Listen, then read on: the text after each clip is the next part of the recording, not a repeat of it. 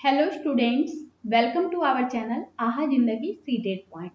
आज के इस लेक्चर में हम लोग सीटेट मैथ पेडागोजी पेपर 1 फरवरी 2014 में जो आपके सीटेट के एग्जामिनेशन लिए गए तो उन सभी प्रश्नों को हम लोग डिस्कस करेंगे। तो आइए स्टार्ट करते हैं।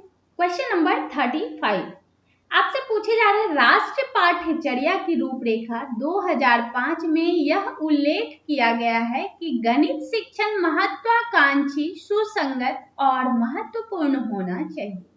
यहाँ महत्वाकांक्षी से तात्पर्य निम्नलिखित में से किसकी उपलब्धि है? पहले ऑप्शन आपके दिए गए हैं गणित के संकीर्ण उद्देश्यों, लक्ष्यों की। दूसरे ऑप्शन है गणित को अन्य विषयों से जोड़ने की। तीसरे ऑप्शन है गणित के अनुप्रयोग की और चौथे ऑप्शन है गणित के उच्च उद्देश्यों, लक्ष्यों। ठीक है, तो ये चार ऑप्शन आपके दिए गए हैं। अब हम लोग बात करें तो उच्च उद्देश्यों राष्ट्रीय पाठ्यचर्या रूपरेखा 2005 में जो उल्लेख किया गया है कि गणित शिक्षण महत्वाकांक्षी, सुसंगत और महत्वपूर्ण होना चाहिए। यहाँ महत्वाकांक्षी से क्या तात्पर्य होंगे? तो उच्च उद्देश्यों से अभिप्राय होता है कि बच्चे के संसाधनों को विकसित करना ताकि वह गणितीय ढंग से सोच सके और तर्क कर सके, मान्यता के तार्किक परिणाम निकाल सके और अमूर्त को समझ सके। राइट, तो ये हमारे राइट आंसर बनते हैं ऑप्शन नंबर 4। ओके, गणित के उच्च उद्देश्यों, लक्ष्यों को। ठीक है, अगले क्वेश्चन को डिस्कस करेंगे। क्वेश्चन नंबर 36 कक्षा 2 में सम संख्या और विषम संख्या की संकल्पना का परिचय मूर्त प्रत्यक्ष वस्तुओं का दी गई संख्या का साथ युगलन के क्रियाकलाप द्वारा दिया गया। इसके पश्चात शिक्षिका ने छात्रों से यह जांच करने के लिए कहा कि वे यह देखें कि रंगों के डिब्बों में क्रेयॉनों की कुल संख्या सम है अथवा विषम। उनकी गणित की कॉपी में कागजों, पेजों की संख्या सम है अथवा विषम। क्रेयॉनों, पेजों की सम अथवा विषम संख्या ज्ञात करने का यह कार्य। देखिए चार ऑप्शन है, अधिगम के लिए मूल्यांकन है, अधिगम के रूप में मूल्यांकन है, अधिगम के अंत में मूल्यांकन है, अधिगम का मूल्यांकन है। ये चार ऑप्शन आपको दिए गए हैं। अब हम लोग देखें, अगर छात्र किसी विषय वस्तु के ज्ञान के आधार पर कुछ परिवर्तन करने और उत्पादन करने, इसका मतलब कि ज्ञान का व्यवहारिक प्रयोग करने में सक्षम हो गया हो तो वह अधिगम के लिए मूल्यांकन है। राइट, हमारे राइट आंसर क्या हो जाएंगे? ऑप्शन नंबर 1 हो जाएंगे, अधिगम के लिए मूल्यांकन। क्वेश्चन नंबर 37 कक्षा 2 में व्यवकलन घटाने के प्रचालन की व्याख्या करने के पश्चात शिक्षक ने श्यामपट्ट पर नीचे दिए गए चित्र जो है खींचा और बच्चों से रिक्त वृत्तों को भरने के लिए कहा। ये चित्र देख सकते हैं आप, खींचा है। अब इसको रिक्ति जो है भरने के लिए कहा जा रहा है। रुक जाइए, आप पूरे फिगर में एक साथ दिखाना चाह रही हूँ, आप लोगों को दिखाने की कोशिश करती हूँ, आप लोगों को दिख जाए तो ज्यादा बेटर है। ये देखिए, अब आपको पूरा फिगर दिख रहा होगा। दिए गए आरेख के बीच की संख्या को केंद्र बिंदु मानकर उसमें से बारी बारी से सामने वाली जो है संख्या उसमें जोड़ने और घटाने के नियम में अभ्यस्त किया जा रहा है। कैसे अभ्यस्त किया जा रहा है? तो यहाँ देखिए 10 है ना, तो 10 जोड़ 2 क्या हो जाएंगे? 12। 10 माइनस 3 कितना हो जाएंगे? तो 10 माइनस 3 7 हो जाएंगे। राइट, उसी तरीके से 10 माइनस 1 कितना होगा? तो 9 हो जाएंगे। फिर 10 जोड़ 1 कितना हो जाएगा? 11 हो जाएंगे। तो इसी तरीके से देखिए यहाँ क्या कहा जा रहा है? 10 माइनस 1 9, 10 जोड़ 1 11, 10 माइनस 2 8, 10 जोड़ 2 12, 10 माइनस 5 5 और यहाँ भी आपको बोले जा रहे हैं 10 माइनस 4 6। ठीक है, उसी तरीके से अब ये दोनों बच गए हैं, तो 10 माइनस 3 10 माइनस 3 10 घटाओ 3 7 और 10 जोड़ 2 बोले जा रहे हैं तो यहाँ 12। इस तरीके से आपको भरने के लिए बोले जा रहे हैं। ओके, तो ये क्या कह रहा है इसमें, इस अभ्यास का उद्देश्य है संकलन और व्यवकलन की कुशलता को प्रबल करना। राइट, अब देखिए 4 ऑप्शन आपको दिए गए हैं, तो क्या है, इस अभ्यास का उद्देश्य संकलन और व्यवकलन की कुशलता को प्रबल करना है, यही राइट आंसर हमारे बनेंगे। संकलित मूल्यांकन दिए गए हैं, छात्रों के लिए मजेदार क्रियाकलाप की व्यवस्था करना, मस्तिष्क का गणितीय, हमारे राइट आंसर जो होंगे ऑप्शन नंबर 1 हो जाएंगे। संकलन यानी संकलन और व्यवकलन की कुशलता को प्रबल करना, जोड़ और घटा। राइट, चलिए अगले क्वेश्चन को देखते हैं। नीचे दिए गए चित्र में कुल कितने आयत हैं? उपरोक्त प्रश्न जांच कर रहा है, किस चीज की जांच कर रहा है?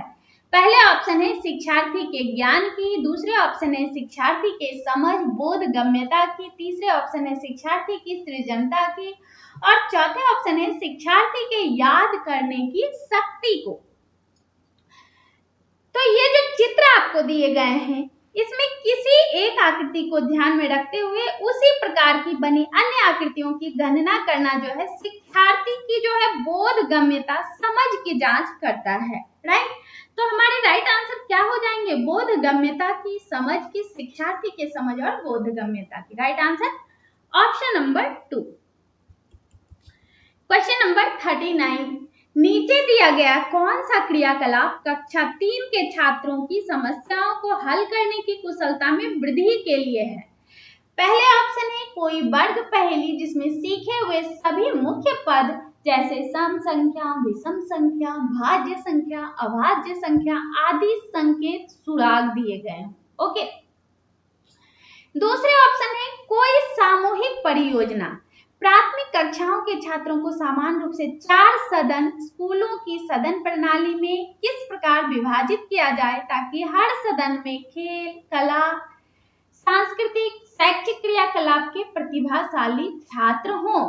ठीक है, इसी तरीके से तीसरा ऑप्शन जो है कक्षा में संख्या और प्रचालन विषय पर अंतरा वर्ग पहेली प्रतियोगिता आयोजित करना। चौथे ऑप्शन है कोई कार्य पत्रक जिसमें 4 मूल प्रचालनों पर समस्याएं जैसे ज्ञात कीजिए 25 गुना 34, 451 भागा 11 आदि दी गई हो। ये 4 ऑप्शन आपके दिए गए हैं। राइट,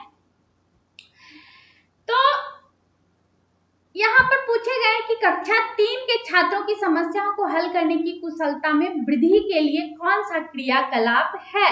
ठीक, तो कक्षा 3 के बच्चे की समस्या को हल करने की कुशलता में वृद्धि के लिए सामूहिक परियोजना सबसे अधिक लाभकारी होता है। और इस परियोजना से क्या होता है, बच्चा प्रत्यक्ष कार्य में सम्मिलित होता है और व्यवहारिक रूप से सब कुछ अनुभव करता है और उसकी कुशलता में इसी कारण से विकास होता है। राइट, हमारे राइट आंसर ऑप्शन नंबर 2 हो जाएंगे। ठीक, अगले प्रश्न को डिस्कस करते हैं। प्रश्न नंबर 40, प्रश्न आपसे पूछे गए हैं कक्षा 3 में गुणन की इकाई में अनुमोदित मूल संकल्पना है। क्या है? पहले ऑप्शन है 2 अंकीय संख्या को 2 अंकीय संख्या से गुणा करना, दूसरे ऑप्शन है गुणन के गुणधर्म क्रय गुण और समूह गुण, तीसरे ऑप्शन है गुणन पर आधारित शब्द समस्या, और चौथे ऑप्शन है 3 अंकीय गुणा संख्याओं को 10 से गुणा करना। तो गुणन के गुणधर्म, गुणन के जो है गुणधर्म कर्ण गुण और समूह गुण क्रम गुण, यदि गुणन में 2 संख्याओं का स्थान आपस में परिवर्तित कर दिया जाए तो क्या होगा? गुणनफल पर कोई प्रभाव नहीं पड़ता। जैसे कि 6 गुना 4 तो क्या होगा? 24 होगा। उसी तरह से उसको अगर 4 को भी 6 से मल्टीप्लाई करेंगे यानी कि 6 गुना 4 क्या हुआ? 24 हुआ। उसी तरीके से अगर 4 को आप इस साइड लिख लें 4 गुना 6 क्या हो गया? 24 ही आपको प्राप्त हुआ। और समूह गुण, यदि 3 या 3 से अधिक संख्या का गुणनफल निकाल रहे हैं तो किन्हीं भी 2 संख्या का गुणन तीसरी संख्या से करें तो गुणनफल पर कोई प्रभाव नहीं पड़ेगा। जैसे कि आप यहाँ गुना कर रहे हैं 3 गुना 4 गुना 2 तो क्या करेंगे? आप पहले भी कर सकते हैं, पहले इसको कर लें। ठीक है, पहले इसको कर लें, 3 into 4 पहले कर लें, उसके बाद आप इधर 2 करें तो भी कोई फर्क नहीं पड़ता, 4 या 12 दूना 24 आएगा आपका। उसी तरीके से अगर पहले आप 3 गुना 4 गुना 2 है तो पहले आप 4 गुना 2 कर लें, उसके बाद 3 करें, 3 से मल्टीप्लाई करें तो 4 दूना 8 या 24, फिर भी आपको 24 ही प्राप्त होंगे। तो इसलिए हम लोग कह सकते हैं कि गुणन के गुणधर्म क्रय गुण और समूह गुण। ठीक, राइट आंसर हमारे ऑप्शन नंबर 2 हो जाएंगे। ओके, अगले क्वेश्चन को डिस्कस करते हैं। क्वेश्चन नंबर 41, भिन्न की इकाई से शिक्षक ने छात्रों से किन्हीं 5 भिन्नों की सूची बनाने के लिए कहा। यह प्रश्न संकेत करता है सोचने के उच्च स्तर को, विश्लेषणात्मक सोच को, त्रिविमीय आकाशीय सोच को, सोचने के निम्न स्तर को। तो किन्हीं 5 भिन्नों वाली संख्याओं को लिखना या उनकी सूची बनाना छात्र के सोचने के निम्न स्तर को संकेत करता है। क्यों करता है? क्योंकि कोई भी 5 भिन्न आसानी से लिखी जा सकती है जबकि उन्हें वर्गीकृत ना किया जाए। ठीक है, तो क्या सोचने के निम्न स्तर हो जाएंगे हमारे राइट आंसर। अगले प्रश्न को डिस्कस करेंगे, प्रश्न नंबर 42। किसी अभ्यास में प्रश्न क्या था? देखिए, पी क्यू तथा आर एस ये है, रेखाखंडों की लंबाई मापिए। बच्चे ने उत्तर दिया है ए बी की लंबाई 5 सेंटीमीटर है, ए बी की लंबाई 3 सेंटीमीटर है। यह संकेत करता है संकल्पनात्मक त्रुटि को, कार्य विधिक त्रुटि को, रेखाखंड का नाम ए बी लिखने की आदत के कारण त्रुटि को, और चौथे ऑप्शन है पढ़ने की त्रुटि। तो अधिकांश विद्यार्थी को किसी रेखाखंड के 2 जो होते हैं बिंदु को ए बी के रूप में मानने की आदत होती है। आप लोग भी मानते होंगे। तो चलिए रेखा खींच लिए, एक रेखा खींचे तो ए बी। इस प्रकार से हम लोगों की जो बच्चे के जो होते हैं हैबिट में शामिल होते हैं। ठीक है, और इसी कारण वह क्या कर रहा है बच्चा, पी क्यू और आर एस की बजाय ए बी के रूप में लिखने की त्रुटि कर रहा है। ठीक है, तो हमारे राइट आंसर क्या होंगे? ऑप्शन नंबर 3 होंगे। उसको हैबिट हो गया है ए बी का, तो पी क्यू हो या आर एस हो या सी क्यू हो, कुछ भी आप नाम दे रहे हैं, बी सी दें, डी सी दें, कुछ भी, तो वो ए बी बोल रहा है। राइट, अगले क्वेश्चन को डिस्कस करते हैं। क्वेश्चन नंबर 43, शिक्षिका ने कक्षा 5 में समाचार पत्र वितरित करके छात्रों से सबसे बाद के मैच में भारतीय टीम के खिलाड़ियों के क्रिकेट के स्कोर को पढ़ने के लिए कहा। इसके पश्चात उसने छात्रों से इन स्कोरों का दंड ग्राफ खींचने के लिए भी कहा। वह शिक्षिका प्रयास कर रही थी, किस चीज के लिए प्रयास कर रही है? छात्रों की वास्तविक जीवन और गणितीय संकल्पनाओं के बीच संबंध जानने में सहायता करने की। दूसरे ऑप्शन है परियोजना उपागमन द्वारा छात्रों को शिक्षा देने की। तीसरे ऑप्शन है कक्षा को आनंदमय एवं अभिव्यक्तशील बनाने की। और चौथे ऑप्शन आपके हैं छात्रों की तार्किक क्षमता में वृद्धि करने की। तो दंड ग्राफ खींचने से क्या होगा? छात्रों की वास्तविक जीवन और गणितीय संकल्पना दोनों के बीच संबंध जानने में मदद मिलेगी। और इसलिए मदद मिलेगी, क्यों मिलेगी? क्योंकि व्यवहारिक जीवन में गणित संकल्पनाओं को इन्हीं तरीकों जैसे तालिका, बार ग्राफ, पाई चार्ट, इन सभी के द्वारा प्रस्तुत किए जाते हैं। ओके, तो राइट आंसर हमारे ऑप्शन नंबर 1 हो जाएंगे। अगले क्वेश्चन को डिस्कस करते हैं। क्वेश्चन नंबर 44, कक्षा 4 के छात्र को निम्नलिखित शब्द समस्या दी गई है। मुंबई में 336 बस स्टॉप है, दिल्ली में मुंबई से 127 बस स्टॉप अधिक है। दिल्ली में कुल कितने बस स्टॉप हैं? छात्र ने उपरोक्त समस्या का उत्तर जो है इस प्रकार लिखी। ठीक है, समस्या जो दी गई थी कि मुंबई में 336 बस स्टॉप है, वही आपको बताए जा रहे हैं। मुंबई यहाँ लिख लिया है और ये 336 लिख लिया है। दिल्ली में मुंबई से 127 बस स्टॉप अधिक है, यानी दोनों जोड़ देंगे तो हो जाएगा टोटल दिल्ली का। ओके, तो 336 और 127 ये दिल्ली का है। दिल्ली में कुल जो है बस की संख्या 336 जोड़ 127 यानी 463 बस स्टॉप है।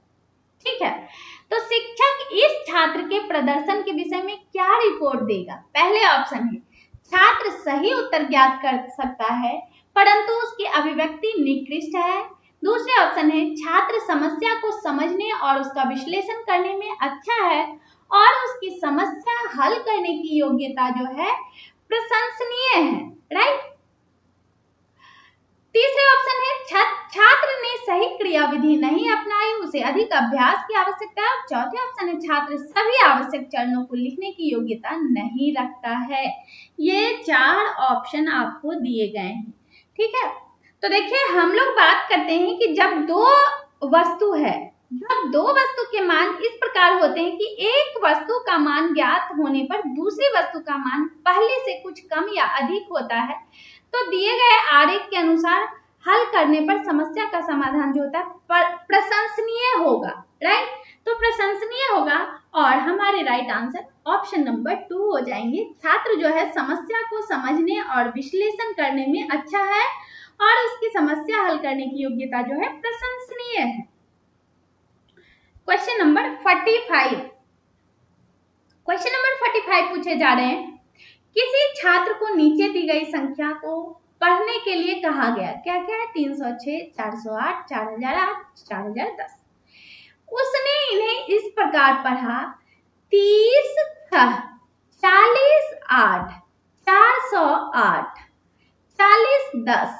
पढ़ने में त्रुटि का कारण क्या है? छात्र को गणित की कक्षा अच्छी नहीं लगती और कक्षा उबाऊ कष्टदायक लगती है। दूसरे ऑप्शन है छात्र ने स्थानीय मान की संकल्पना तो समझ ली है परंतु उसका उपयोग नहीं जानता है। तीसरे ऑप्शन है छात्र गणित का अध्ययन करने के लिए उपयुक्त नहीं है। तो ऐसा आप बोल ही नहीं सकते, किसी भी छात्र को आप नहीं बोल सकते कि गणित अध्ययन करने के उपयुक्त नहीं है। चौथा ऑप्शन है छात्र स्थानीय मान की संकल्पना को नहीं समझता है और उसे केवल 2 अंकीय संख्याओं को पढ़ना आसान लगता है। राइट आंसर हमारे ऑप्शन नंबर 4 ही होंगे। ठीक है, तो 2 अंकीय संख्याओं से अधिक अंक वाली संख्याओं को पढ़ने और समझने के लिए अंकों के स्थानीय मान का ज्ञान होना जो है काफी आवश्यक है, बहुत ही जरूरी है। Question number 46। कक्षा 4 के लिए समय के मूल्यांकन के प्राचल होंगे केवल सदृश घड़ी पर समय पढ़ना, अंकीय घड़ी और सदृश घड़ी पर समय पढ़ना, आधा घंटा अधिक चौथाई घंटा अधिक चौथाई घंटा कम, एएम पीएम की संकल्पना, मिनट और सेकंड में संबंध, केवल अंकीय घड़ी पर पढ़ना, एएम और पीएम की संकल्पना। चौथे ऑप्शन है केवल अंकीय घड़ी पर समय पढ़ना। तो सबसे पहले छात्र को गणित में अंकों से परिचित होना पड़ता है और उसे समय के मूल्यांकन की प्राचल के लिए अंकीय घड़ी और उसके बाद सादृश्य घड़ी जिसमें वह सुइयों के माध्यम से समय को ज्ञात करना सीखेगा, उसके बाद उसे आधा घंटा चौथाई घंटा एएम पीएम और इन सब में परस्पर जो संबंध होगा उसको सिखाया जाएगा। राइट, तो हमारे राइट आंसर क्या होंगे? ऑप्शन नंबर 2 हमारे राइट आंसर बनते हैं। Question number 47। राष्ट्रीय पाठ्यचर्या की रूपरेखा 2005 में उल्लिखित गणित की लंबी आकृति संकेत करती है। चुनौतीपूर्ण समस्याओं को हल करना, गणित के खेलों का सृजन, हस्तस्थित अनुभव प्रदान करना, एक संकल्पना पर दूसरी संकल्पना बनाना। अब देखिए सिंपल सी बात है कि एक संकल्पना से दूसरी संकल्पना बनाना जो है, आयत और वर्ग समझाने के लिए सबसे पहले जैसे एक संकल्पना से दूसरी संकल्पना बनाना, उदाहरण के तौर पर हम लोग ले सकते हैं कि आयत और वर्ग समझाने के लिए सबसे पहले क्या करना होगा? समचतुर्भुज समझाया जाएगा और इस प्रकार धीरे धीरे संकल्पनाओं की रचना होगी। ओके, राइट आंसर क्या होंगे? ऑप्शन नंबर 4 हमारे राइट आंसर होंगे, एक संकल्पना पर दूसरी संकल्पना बनाना। Question number 48। निम्नलिखित पर विचार कीजिए, 5 जोड़ 3 क्या होगा? इस सीमित उत्तर प्रश्न का तदनुरूपी मुक्त उत्तर प्रश्न होगा। क्या होगा मुक्त उत्तर प्रश्न? 5 और 3 का योग ज्ञात कीजिए, 5 में क्या जोड़ा जाना चाहिए ताकि 8 प्राप्त हो, कोई ऐसी दो संख्या बताइए जिनका योग 8 है। 5 और 3 का योग क्या होगा? अब ये प्रश्न जो है काफी इंपॉर्टेंट है, आप लोग इस प्रश्न को बिल्कुल भी इग्नोर नहीं करेंगे। VVI मैं लिख दी हूँ, वेरी वेरी इंपॉर्टेंट। ठीक है, तो हमें जानना होगा, सबसे पहले जानना होगा कि मुक्त उत्तर जो होते हैं प्रश्नों में छात्र को यह स्वतंत्रता होती है कि किसी निश्चित योगफल हो, शेषफल हो, गुणनफल हो, भागफल हो, उसको प्राप्त करने के लिए वह अपने हिसाब से संख्या का इस प्रकार चुनाव कर सकता है कि उत्तर तो वही आए जो पूछा गया है, लेकिन जो उत्तर प्राप्त करने में वह किन्हीं भी संख्या का प्रयोग कर सकता है। जैसे कोई भी दो संख्या जिनका योगफल 8 हो, उसके लिए क्या करना पड़ेगा, छात्र दोनों संख्याओं को कई प्रकार से ले सकता है। कैसे ले सकता है? जैसे 1 जोड़ 7, 8, 2 जोड़ 6, 8, 3 जोड़ 5, 8, उसके बाद हो जाएंगे आपके 3 जोड़ 5, 8, 4 जोड़ 4, 8। आंसर तो वही आ रहा है, लेकिन कई तरीके से आंसर बच्चा जो है ला रहा है। ठीक है, उसी तरीके से 7 जोड़ 1, 8, सभी प्रकार से 8 आंसर ला देता है। तो हमारे राइट आंसर क्या होंगे? ऑप्शन नंबर 3 हमारे राइट आंसर होंगे। कोई ऐसी दो संख्या बताइए जिसका योग 8 है। यही जो है मुक्त अंक वाला प्रश्न है। क्वेश्चन नंबर 49, फरहान ने विद्यालय के पुस्तकालय में जाने पर यह पाया कि कहानी अनुभाग में रखी 100 पुस्तकें नष्ट हो गई है। 20 पुस्तकों का कोई पता नहीं है। 219 पुस्तकें अलमारी में रखी है और 132 पुस्तकों को बच्चों को पढ़ने के लिए दिया गया है। पुस्तकालय में कुल कितनी कहानी की पुस्तकें थी? शिक्षक इस प्रश्न द्वारा निम्नलिखित किस मूल्य को पढ़ा सकता है? अन्य की सहायता करना, अन्य के साथ पुस्तकों की साझेदारी करना, पुस्तकों की अच्छी देखभाल करना, सहयोग की संवेदनशीलता। तो देखिए यहाँ क्या कहा जा रहा है कि पुस्तकों की अच्छी देखभाल के लिए उसका डाटा रखना जो है काफी महत्वपूर्ण होगा। अगर पुस्तकालय की सभी पुस्तकों का लिखित डाटा है तो वह आसानी से ज्ञात किया जा सकता है कि एक बार में कितने छात्रों के लिए पुस्तकें उपलब्ध कराई जा सकती है और आवश्यकता पड़ने पर उनका किस प्रकार संग्रहण किया जा सकता है। तो राइट आंसर हमारे होंगे ऑप्शन नंबर 3 होंगे हमारे राइट आंसर, पुस्तकों की अच्छी देखभाल करने के लिए। तो ये जितने भी क्वेश्चन हम लोग आज सॉल्व किए, ये मैथ्स पेडागोजी के सॉल्व किए। प्रॉपर मैथ्स के जो सॉल्व क्वेश्चन के लिए आपको YouTube पर सर्च करना होगा आहा जिंदगी ट्रिकी मैथ चैनल। वैसे लिंक जो है इस वीडियो के डिस्क्रिप्शन बॉक्स में भी आपको मिलेंगे, तो उस लिंक को क्लिक करके चैनल को सब्सक्राइब कर सकते हैं। उस चैनल में आपको सीटेट के प्रीवियस ईयर पेपर के एक प्लेलिस्ट बने हुए हैं जिसमें आपको प्रॉपर मैथ्स के सारे प्रीवियस ईयर पेपर सॉल्व मिल जाएंगे। साथ ही आपको टॉपिक वाइज मैथ्स के जितने भी टॉपिक हैं, चाहे वो आपको चाहिए हिंदी मीडियम में चाहिए तो हिंदी मीडियम में मिलेंगे, आपको इंग्लिश मीडियम में चाहिए तो इंग्लिश मीडियम में भी मिल जाएंगे, आपको इंग्लिश और हिंदी दोनों मिक्स यानी इंग्लिश मीडियम में चाहिए तो वह भी अवेलेबल है। तो जिन्हें आवश्यकता हो आप लोग चैनल को सब्सक्राइब करके लाभ उठा सकते हैं। ओके, तो अब तक आपने हमारे इस वीडियो को देखा, आपको हमारा वीडियो हेल्पफुल लगा तो अभी जस्ट हमारे इस वीडियो को लाइक करें। चैनल पर नए हो, अब तक आपने हमारे चैनल आहा जिंदगी सीडेड पॉइंट चैनल को सब्सक्राइब नहीं किए हो तो हमारे चैनल को सब्सक्राइब करके बेल आइकन जरूर प्रेस कर लेना, जिससे आने वाले इसी तरह के हेल्पफुल वीडियो से आप लोग लाभान्वित होते रहें। Okay, thank you.